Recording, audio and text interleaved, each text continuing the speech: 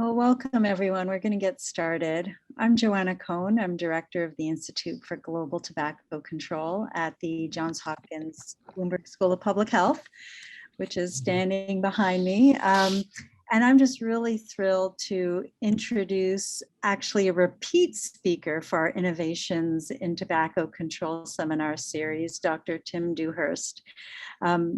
Dr. Dewhirst's first or previous innovations lecture was in 2017, and you can find it on our YouTube channel. But today he's going to talk about a related but different topic. But let me first give you a brief intro.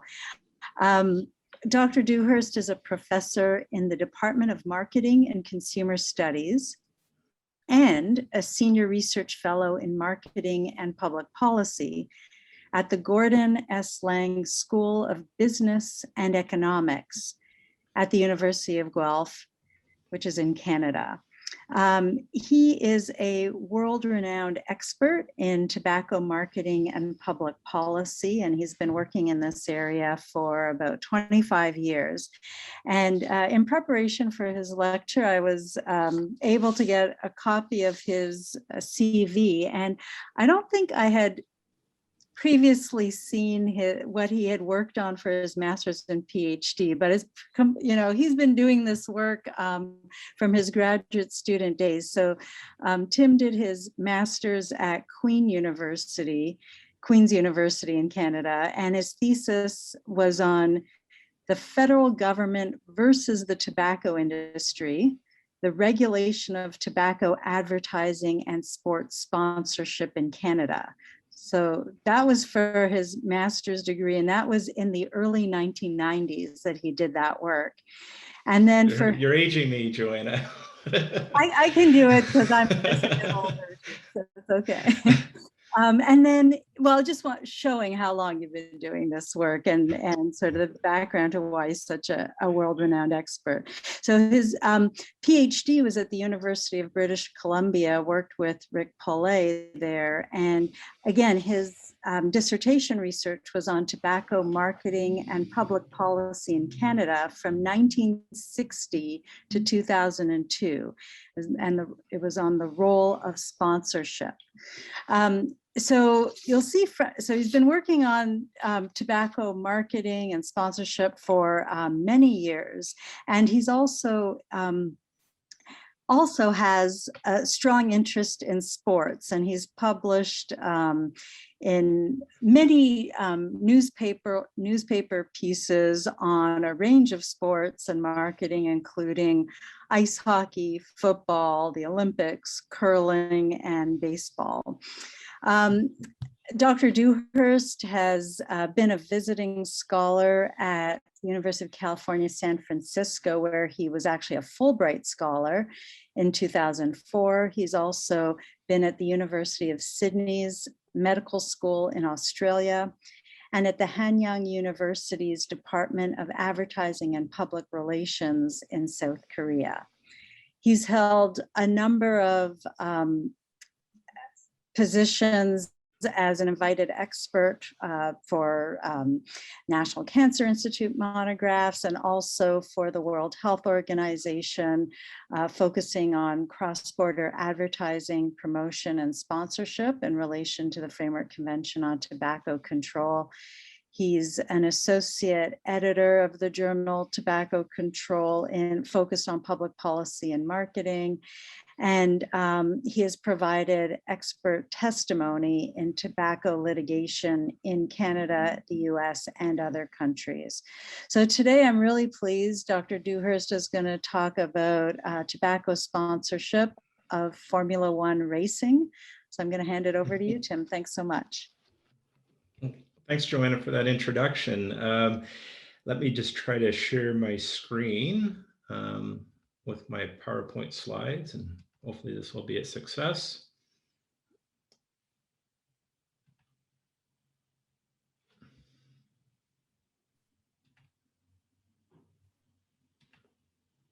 Okay. Joanna, can I just get a thumbs up or confirmation that? Perfect. Okay, great. Okay, thanks. Thanks again for the introduction. It's a pleasure to be here presenting to everyone today. I'm presenting from Guelph, which is situated roughly about an hour's drive west of Toronto in Canada. And more specifically, I'm actually presenting from the dining room table, just a reflection that actually we remain in lockdown here. So I certainly hope everyone is doing well. Considering the circumstances we've all been facing for more than a year now. So for roughly up to the next 40 minutes, I'm going to be presenting to you about Formula One sponsorship by Marlboro and Mission Winnow.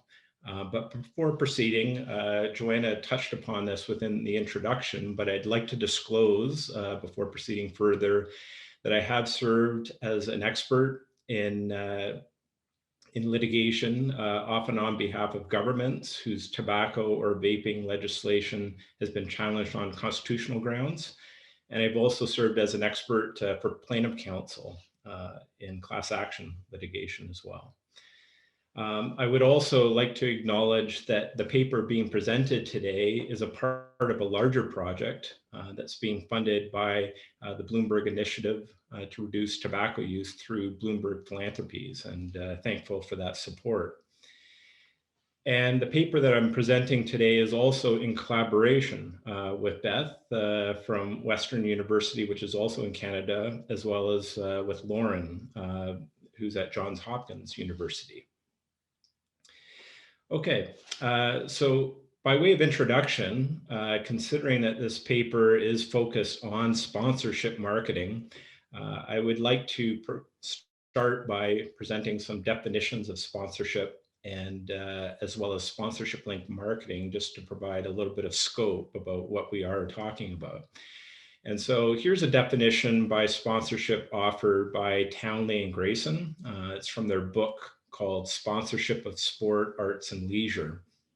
And they talk about sponsorship being a mutually acceptable commercial relationship between two or more parties in which one party, called a sponsor, acting in the course of a business, trade, profession, or calling, seeks to promote or enhance an image, product, or service in association with an individual, event, happening, or property or object called a sponsee. And admittedly, that's a mouthful, but a few takeaway messages from this definition is that sponsorship is clearly considered a part of promotion and a part of the promotional mix offered by marketers. It's also considered to be an exchange relationship between two or more parties in which really it's thought to be a win-win situation for those that are involved.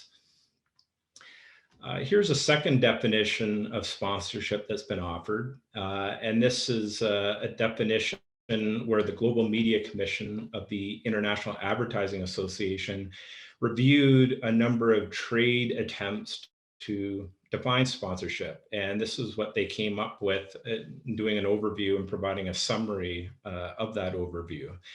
They considered sponsorship to be an investment in cash or in kind in an activity in return for access to the exploitable commercial potential associated with that activity.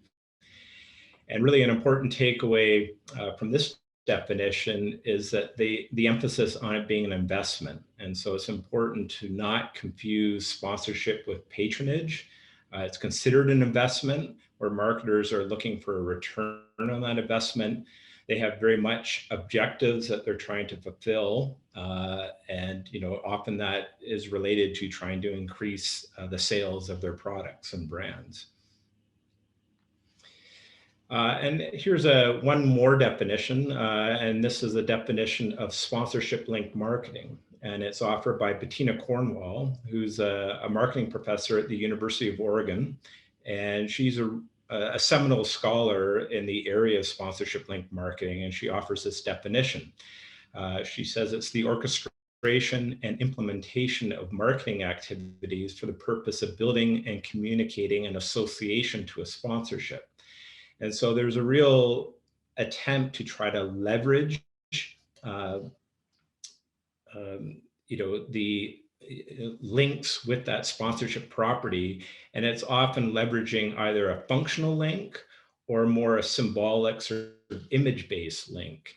And so here I just have a couple examples of where there might be that leverage of either a functional or in combination with an image-based link. And the image that you see on the top of the screen is what appears to be sort of a senior level, sort of competitive ski race. And so you can see there's a branded watchmaker that's a prominent sponsor of this race. And so there would be a functional link built there just because downhill ski racing is timed, and often it's not unusual for even a 2-minute ski race to be decided by 1/100th of a second. And so the watchmaker can be seen as having a functional link where the precision of their time making. But there's also an image-based link here too, because skiing is considered a fairly upscale sport, and certainly this watchmaker would be, associated with similar sort of luxury imagery. Similarly, Audi, as a prominent automobile sponsor of this race, could have a functional link where they would take the participants from their hotels to the actual race site, but also, again, a symbolic link of, again, sort of upscale luxury images where there's congruence between the sport property and the sponsoring brand. And then we have an image below with auto racing with Formula One, and Vodafone as a multinational telecommunications company certainly would have functional links with their technology being used for the operation of the racing team and what they're doing, but also really happy to build an association with the technology that's associated with Formula One racing. Mobile and Mercedes-Benz, obviously a functional link there with the operation of the race car. But again, with Mercedes-Benz, a more upscale brand. And among auto racing sponsorship properties, Formula One is considered to be the more upscale in terms of imagery. And so when we look at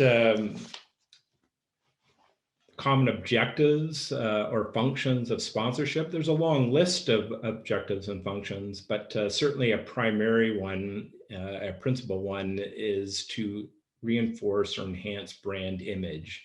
And so Gladden and Wolf have referred to the notion of image matching, where again, sponsors identify sports properties that have certain imagery and associations that they hope will then be transferable back to their sponsoring brand. And so there's a body of literature that have shown this image matching or image transfer process. And so certainly looking from the sport property to the sponsor, there's the work of Bettina Cornwell, who I mentioned previously, but also Kevin Gwinner's looked at this image transfer process in multiple publications. And then also there's thought to be an image transfer process among the various co-sponsors of the event and property. And it stands to reason that typically when we see a sponsored event, there's a whole multitude of sponsors. And so in trying to appeal to a very similar target market and often being drawn to the property because they represent similar imagery, there can be a real reinforcing effect of the complement of sponsoring brands involved. And so I guess by way of introduction, I wanted to sort of present this conceptually of what typically happens with sponsorship and what motivates sponsorship activities. But I'd now like to turn our attention to the method or research approach that was used for this research. And so a primary approach used was reviewing marketing planning documents from the tobacco industry that has been made public as a result of litigation. And so this document review is very much a case study where it's focused on one particular company and focused on particular brands. And reflecting that case study, the data set criteria was we were reviewing corporate documents from Philip Morris International. And so I'm not sure to what extent everyone in the audience is familiar with documents reviews as a research approach. But if you are to Google Truth Tobacco Documents Library, This is a little bit dated. It says legacy, but it's now referred to as the Truth Tobacco Documents Library. And this is an online site, so you can do this research from your own homes remotely. But the University of California, San Francisco maintains this site. And if you go to this page, for example, there's a variety of collections, which I'm highlighting here. Now, for our purposes, we just only were, for our universe of documents, looking at the Philip Morris collection, being the producer of Marlboro globally. And then put in a variety of search terms, and you can not only restrict which collection you're drawing from, but also look at a certain time period historically of interest. And here are just some examples of some of the search terms that were used and the universe of documents that were generated for review. So I'll just use one example, that if we're looking at the Philip Morris tobacco collection and putting in Marlboro and auto racing as a search term, there were 222 documents generated for review. And then there's a process of where you can then review them to see how relevant they are in terms of content, and then start taking notes for what are emerging themes, which are things that are reoccurring, and so on. And then with this document reviews, we triangulated or complemented this by reviewing trade press, as well as the marketing, communication, and publicity that was going on in terms of the Formula One sponsorship, which included, we'll be getting to this, but more recently with Mission Winnow branded pages. So what were our findings? Well, first, a first finding was just Philip Morris, through the Marlboro brand, entered Formula One as a sponsor in 1972. So quite notably, they've been pretty much involved in the sponsorship of Formula One now for 50 years, because their sponsorship persists. And I guess it's worthwhile noting that they weren't initially a sponsor of the Ferrari race team. There's many different layers of sponsorship, but including having signage at races or being a sponsor of a particular race. But early on, prior to Ferrari, they were a sponsor of the McLaren team. But the second bullet I have here, which is notable about Philip Morris entering Formula One as a sponsor in 1972, is just to reflect that in many jurisdictions during the late 1960s and early 1970s, there were increasingly cigarette advertising bans in the broadcast media.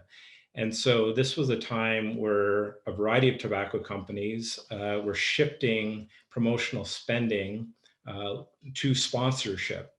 Because it was a way of maintaining branded exposure in a medium such as television that they were otherwise banned from. And so it was very much a way of circumventing policy of where ultimately it was shown and demonstrated that partial advertising bans were not particularly effective, because it just caused a reinvestment of promotional spending and substitution of promotional spending, but that promotion persisted.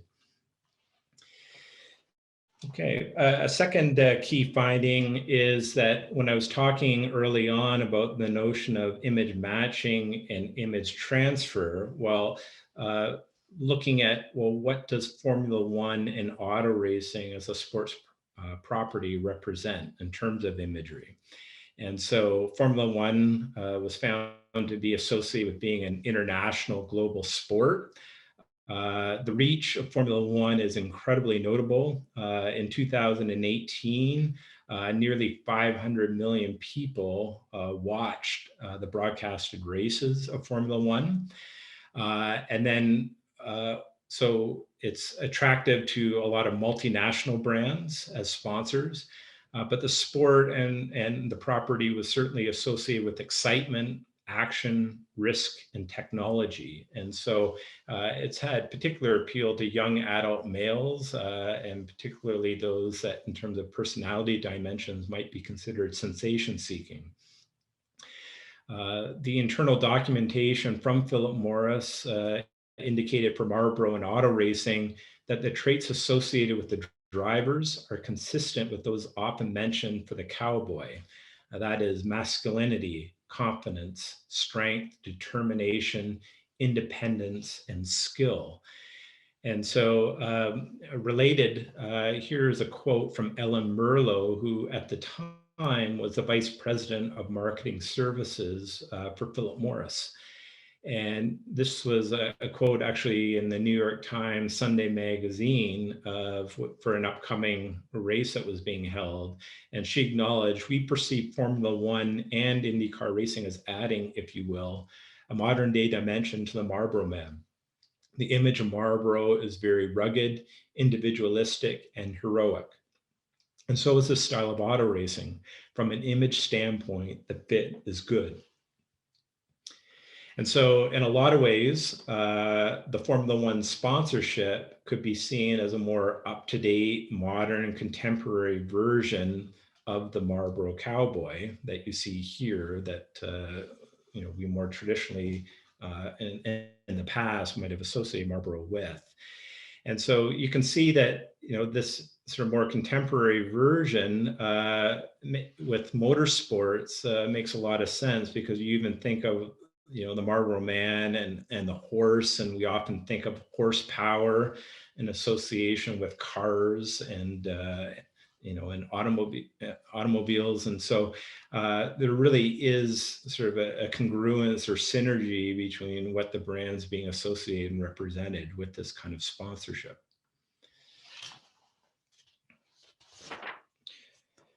Okay, a second key finding is that this is just a continuation about strategically Marlboro and auto racing being a good fit. Very consistent, in document after document, they talked about it being an overlap of core imagery of confidence, determination, masculinity, independence, and control. And so it was very much a recurring theme, and very much aligned with the brand associations of Marlboro of masculinity, independence, adventure, and being heroic. And so, just an image, and I made mention of sensation seeking, just even, the speed of going 300 kilometers an hour and almost being blurred and trying to take a photograph of just that action excitement being very much something that would be appealing and an associated characteristic. Okay, a second key finding here is then not only talking about what imagery is associated with Formula One and auto racing, but what associations are there with Ferrari and Marlboro, because Philip Morris became a sponsor of the Ferrari race team beginning in 1984. And so, and that continues today. So that is also now a very long-standing association in terms of sponsorship. And so the marketing planning documents revealed that Ferrari possesses high brand awareness. The brand is associated with being high quality, overtly masculine, innovative, and technological. And so again, these are dimensions that they're very comfortable being transferable and aligned with their Marlboro brand. Marlboro also being considered a premium cigarette brand. They were also considered to be very aligned as brands because aesthetically, they're both associated with red, and the race car with the sponsorship is red. Both were also considered to be very legendary brands and very symbolic and very rich in meaning and valuable as brands if you're thinking of brand equity and value. And so there's certainly both brands associated with being more prestigious and high status and there's an element of popularity. But this really, in terms of these kind of co-branding arrangements, really relates to the work of Grant McCracken. And this is a quote from his book, Culture and Consumption. And he talked about the notion of Diderot unities, and that to understand the meaning of a particular good, you really have to understand, the meaning of the surrounding complement of goods. And so in the sponsorship realm, where you have a whole list of, a multitude of sponsors, it becomes really interesting to look at sort of how do the brand associations align for a variety of the sponsors. And so while race cars do have a lot of logos on the race car or the outfit and so on, I have this image just to reinforce that when you do look at a lot of the images, that it's quite notable that Ferrari and Marlboro are usually side by side. And so Marlboro is very much, with their investment of the sponsorship, wanted to be particularly closely aligned with the Ferrari brand. And then here's just another image of where they have the race car on display. But again, you can see that, more prominent in terms of real estate and publicity and exposure are both the Ferrari and Marlboro brands among the variety of sponsors. Okay, and then a third key finding here was just looking more at the role of the various co-sponsors and partners as a part of the Formula One race team. But then Philip Morris also very much trying to leverage co-advertising opportunities with these co-sponsors and partners. So according to Philip Morris documentation, it said co-advertising assures a high exposure of our trademark at low cost with fewer legal problems, as formally we are not the client of the ad. Therefore, we need to focus even more on this activity. And so, excuse me, as the tobacco company faced more stringent advertising regulations in a variety of jurisdictions, they realized that if they can get brand exposure through other brands advertising, that it's a way of circumventing the spirit of legislation. And so they were saying they were very much seeking to increase co-advertising agreements. And in the Philippines, for example, Shell had invited Marlboro to set up merchandising, and apparently they'd shown expressed preference for Formula One related advertising. So here's an example of where it might be presented as a Shell ad, but if it had the race car featured with Marlboro very visible, there'd be considerable brand exposure for Marlboro. And so we can see why Marlboro and Ferrari were very much looking to be aligned as co-branded sponsors in terms of the typical brand associations. But this illustrates why Shell might not initially seem like a very aligned co-sponsor with Marlboro. But if you think of gas stations or petrol stations, how they typically have convenience stores located there, that actually Marlboro and Shell would be very much appropriate sponsors strategically from Philip Morris's standpoint in terms of the kind of retail merchandising that they'd be able to do at the point of sale of where cigarettes are available. Here's another interesting sort of functional link in terms of the co-sponsors, where again we see Marlboro and Ferrari literally side by side, but this is the helmet of Michael Schumacher when the Ferrari race team was particularly successful, because Michael Schumacher actually won a record, what was then and for a long time a record number of Formula One drivers titles, recently surpassed by Lewis Hamilton. But we also see here on Michael Schumacher's helmet Tic Tac and Marlboro as co-sponsors. And market research of the tobacco industry has shown that like when drinking coffee, consumers are worried afterward about the potentially bad breath that results. And so this co-sponsorship suggests that after smoking your Marlboro cigarette, to follow it up with a Tic Tac to combat or fight the bad breath that might result.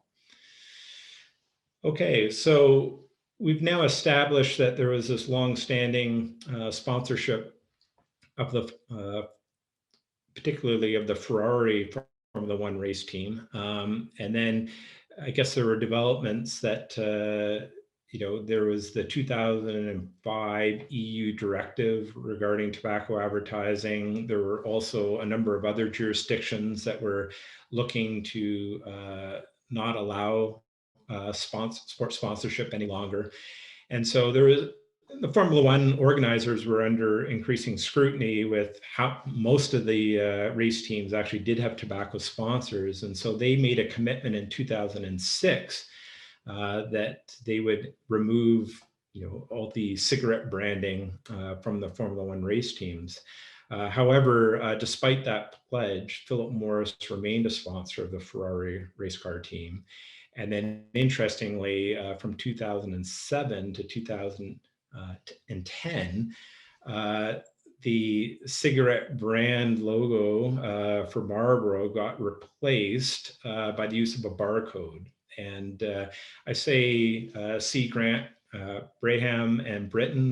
This is an article from the journal Tobacco Control in 2012. And it provides a really good overview of what Marlboro was doing in the case of using a barcode. But clearly it was a means, again, circumventing the spirit of regulations. And so you can see the barcode, how it appeared, and basically this could be scanned where then you would get access to Marlboro branded information. And just more images, again, of the use of the barcode that had been in effect. And yet more. And it wasn't limited to the race car. It was also on the race car drivers' outfits and race car team and other marketing, communication, and publicity. Okay, and then taking us more recently within sort of the last, last 5 years, many people would assume that tobacco companies are no longer the sponsors of Formula One auto racing, but indeed, Philip Morris persists with its sponsorship, and in 2015 extended their notable investment, and we're talking hundreds of millions of dollars in terms of the investment. And specifically with the Ferrari race car team, but Marlboro became replaced by the branded sponsorship of Mission Winnow. And the image on your left, you can see the visual brand identity for Mission Winnow. And, so I guess it was in October 2018 that this Mission Winnow branding started to appear, and it invited a lot of people to question, well, what does Mission Winnow refer to? And what is this brand meant to mean? And so you can see more examples of the branding that was prominent. And then this is actually an example of, this is actually a shirt that I purchased at the Lisbon airport in Portugal. And actually just a Formula One race just occurred in Portugal. But you can see the Mission Winnow branding prominently there. And so in terms of reviewing social media feeds and so on, platforms and just publicity in trying to find out what is the Mission Winnow brand meant to mean. I'll just try to read in the lower left corner here of where they were sponsoring, I guess an event, a symposium that was happening through The Economist. But they say Mission Winnow is a platform created by Philip Morris International, PMI, to share its progress and transformation journey. It promotes transparency and new ways of thinking, not PMI products. It aims to foster broader dialogue in the areas contributing to PMI's change while creating a stage for people to join the conversation. And it's quite notable because not only are they in effect sponsoring this dialogue through The Economist, but you can see that there's the Twitter feed there. You can see the panelists include the Chief Operating Officer of Philip Morris International. And you can see that, all the different handles or platforms on social media, whether it's Twitter and Facebook, are very active for the Mission Winnow brand. And I think also interesting to note here is that they talk about promoting a fact-based approach. And this is very consistent with a lot of the types of public relations initiatives that are going on at the corporate level for Philip Morris International. And then here's another example of, I guess, with, it talks about Mission Winnows, about how we're transforming as a company and what we believe in.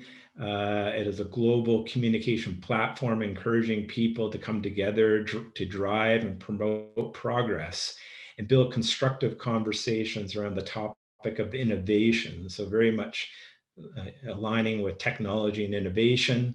Again, they say it has nothing to do with our products. That is our promise. Yet, actually, it doesn't seem like a promise fulfilled, because you can see that through the Mission Winnow brand, they have actually been promoting branded products, including ICOS, with both their Formula One auto racing, but also sponsorship of motorsports with motorcycle racing. And if you look at the visual branding, the Mission Winnow logo is supposed to represent a forward-moving arrow and supposed to be aligned with science and technology, making progress. But again, you can also see that it really aligns with Marlboro branding and the chevron, because if you look at more recent branding on a lot of the packaging, were still permissible for this type of branding. It's not the rooftop that we saw in the past, but more, this forward moving arrow or rooftop on its side here. So I guess just closing up, I don't have the time on I'm just going to check how we are doing time-wise. So, okay, it looks like we're getting close to 40 minutes. So just, to sum up, what's been covered here is that Formula One sponsorship certainly has a core objective of enhancing brand equity or the value of the brand through imagery being transferred both from the sport property, but also through the various partnerships and co-sponsors and co-branding arrangements that can be fulfilled. Philip Morris International has certainly been involved in transferring the brand association from Marlboro to now as a replacement sponsor being Mission Winnow. And Mission Winnow is very much about promoting transformation, progress, and innovation, which really does align with more of the corporate advertising and public relations initiatives of Philip Morris about aligning with technology, science, and innovation, and the introduction of their next generation products, whether it's e-cigarettes, or heating tobacco products.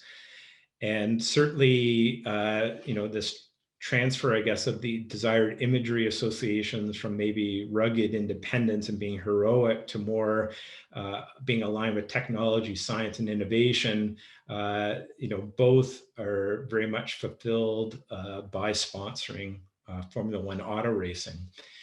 And so there's certainly a number of policy implications of the work that's being outlined, that the fact that they remain a sponsor through an alibi brand is just yet another example of a long history of tobacco companies circumventing the spirit of policies. And it really, again, goes to show that partial advertising bans are ineffective, and there's a call for a need for a comprehensive ban on advertising, promotion, and sponsorship. And so this really speaks to the need to support implementation of empowered tobacco control policies, which does call for a comprehensive ban on advertising, promotion, and sponsorship.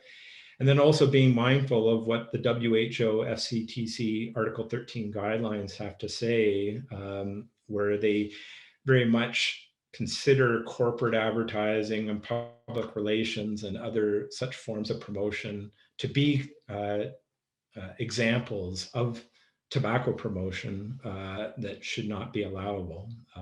And I guess notably, there's 182 parties to the WHO FCTC, and so many of those parties are countries that are hosting races, to this day on the Formula One circuit, and so just a call for action considering what's been happening. So I think that pretty much takes us to 40 minutes, and I was prepared to end there, and hope that it allows sufficient time for any questions people might have. Fantastic. Thanks so much, Tim. That's terrific. We have a few questions, and others can put their questions in the Q&A box. So please go ahead and type your question. I'm going to start with a couple of questions that are focused on specifically what you presented. But Tim, you talked about the specific acts of sponsoring, with Marlboro and Mission Winnow sponsoring the Formula One racing. How important do the tobacco companies see the promotion or the PR around the sponsorship? Like, how do they, is that even more valuable to them than the sponsorship itself?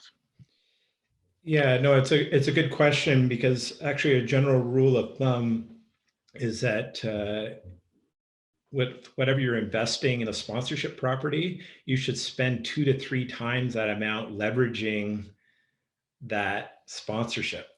So let's say you're spending $100 million, to be, recognized as a sponsor. That would suggest you're spending between 200 to 300 million promoting and leveraging and talking all about that sponsorship. And so there is considerable promotion that's going on. Certainly I highlighted that, a key objective of sponsorship is to reinforce and enhance brand image. It's also, other objectives might include increasing brand awareness and maximizing visibility of your brands. And so certainly, the fact that they've been able to circumvent advertising regulations, they've been serving to maintain exposure through the sponsorship. And then there's other examples of objectives such as hospitality functions. And so, at the race sites, certainly they would have simulators and things like that to have people on site engaged with the sponsorship. But also, with hospitality, it's an opportunity for them to secure co-branding arrangements with other sponsors and so on, and be able to mingle with other brands that can help them, for example, with those co-advertising arrangements that were mentioned. Great. Okay, we've got a number of questions in the Q&A, so let me just jump in. Sure. Can you speak to how deliberate is the choice to sponsor certain sports versus others to mainly reinforce ideals of masculinity? Yeah, I mean, it's very deliberate. Where, I was, trying to set the foundation that the literature really indicates that it is largely about brand image. So you try to align sports events with the sponsoring brand. So Marlboro is a very rugged masculine brand, but for a cigarette brand or tobacco brand that's more upscale and luxurious, like let's take Davidoff. I mean, they were a sponsor of tennis tournaments where, they're looking for, or in Canada, De Maurier is a more upscale brand in its positioning. So they were the sponsor of tennis and golf tournaments, where they were after those sport properties more because it was upscale and would align with the brands. Now, if there's a brand that's more associated with femininity, there might be, different sport properties again. You look at Virginia Slims, they were notable sponsors of the women's tennis tour, and that really aligned well with, women's liberation, and you've come a long way, just considering that they were the supporters of Billie Jean King and other women that were looking for equal prize money to their male counterparts on the tennis tour. So I guess, it was very deliberate to have this, for Marlboro, to have this rugged masculine association, but it all depends on the desired brand associations, and according to which sport property you would actually identify. Great, thank you. So question about Mission Winnow specifically, this new brand strategy for PMI that's using sort of more traditional sponsorship techniques. And the question is, what does the social media show? What is the discourse? Are you looking at social media discourse platforms like Reddit, in addition to industry sponsored channels like their own website and Twitter?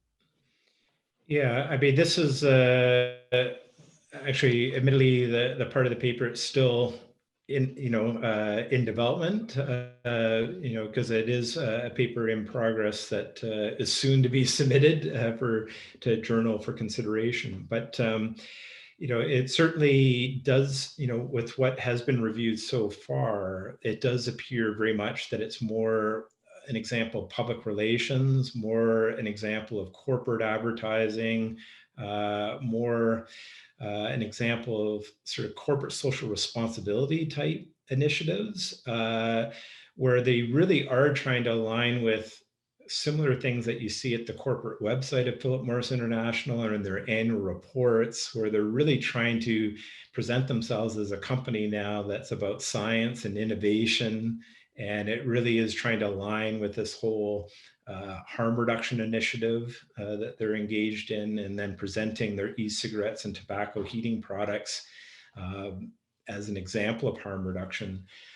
In a separate form, I've really argued that it seems controversial that a harm reduction would be overseen by a company that has a for-profit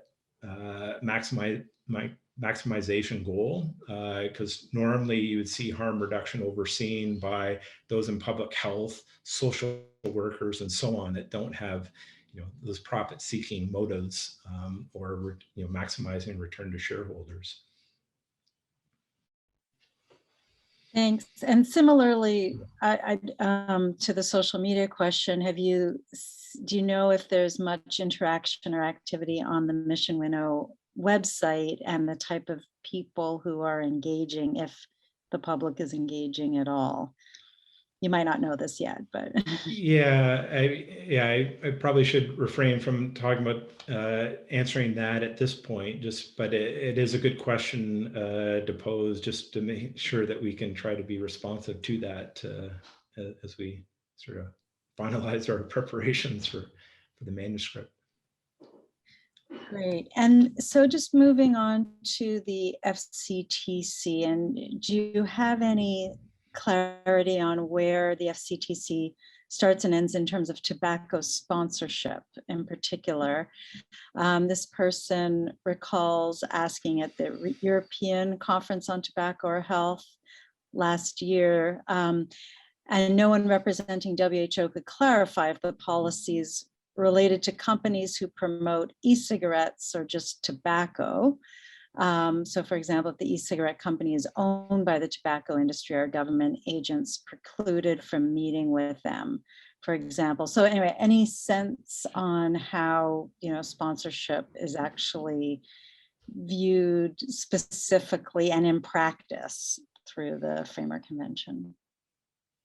Yeah, I would encourage those to, one can do a search and quite readily get the Article 13 guidelines that pertain to advertising, promotion, and sponsorship. And it's quite explicit that it calls for a comprehensive ban on advertising, promotion, and sponsorship. Now, those guidelines were developed before there was the new product development and offering of e-cigarettes and tobacco heating products. But the WHO position has been to treat those as equivalent, as opposed to, and in terms of the kind of restrictions from a promotional sense and from a sponsorship sense. And so, yeah, that would be the recommendation, is that tobacco sponsorship is not to be allowable. Now, I guess it does also qualify that it's based on the constitutional principles of the parties, and so there are a number of jurisdictions that have banned tobacco sponsorship, but according to the constitutions of those parties or countries, it can certainly, there are situations of where, yeah, it can be challenged, and but it's been upheld in Canada, for example, where there's a tobacco sponsorship ban. I guess where it becomes, there's potential for distinction is with how that pertains to corporate social responsibility. And so, using Canada as an example, tobacco sponsorship is not permissible, but certain corporate social responsibility initiatives still are permissible, where a company like Philip Morris International at the corporate level could still engage in some corporate social responsibility activities. But I guess applied to Formula One, there is a race in Montreal on the Formula One calendar still, and Mission Winnow has not appeared on the race car in countries like Canada or Australia, just because I guess it was deemed, based on existing regulations, that they would be breaking those regulations. But Mission Winnow has still been appearing on Formula One races that are held in China, Vietnam, Mexico, and so on. So, so it hasn't been, Mission Winnow hasn't been appearing on each and every race on the circuit, but where they deem that they are still permitted to do so, they are doing that. Yeah, so this is this follows on well, and Ryan Kennedy's asking, what he's finding in our global scan of e-cigarette policies of countries, that we're not seeing many countries that explicitly prohibit sponsorship. So his question is, do you find that sponsorship is generally thought of as a clear form of advertising and therefore included when advertising is regulated, or do you think sponsorship sort of slips through the policy and maybe for political or perceived economic reasons? And there's a second question about the amount of money that comes in from formula racing to a host country. So I guess that's related as well. So do you have a sense of, why aren't we seeing it explicitly mentioned? Is it just too much of a hot potato? Yeah, I mean, sponsorship is clearly a form of promotion, I guess, for one thing. I teach a course on marketing communications. And so, we initially talk about sort of what might be considered more traditional advertising and mediums like broadcast media and print. But we also have dedicated weeks to sponsorship and public relations and product placement, and certainly retail merchandising. All of these areas can be considered forms of marketing communication and promotion, packaging as well. So certainly sponsorship should be considered a part of promotion. And quite clearly, we've found in the past that partial advertising bans are ineffective, and that there really is a need for comprehensive advertising, promotion, and sponsorship bans. But certainly, I'm sure there is a factor of where, I mean, in Canada, where we now have a tobacco sponsorship ban, there was initially, a lot of resistance, of where a lot of events and properties are saying we won't be able to survive and persist without, the notable investment from tobacco companies. I think worthwhile noting too is that when I talked about the image transfer process, I illustrated that it's thought to work both ways. And so as much as I'm sure a lot of event properties are happy to take the considerable money and funding.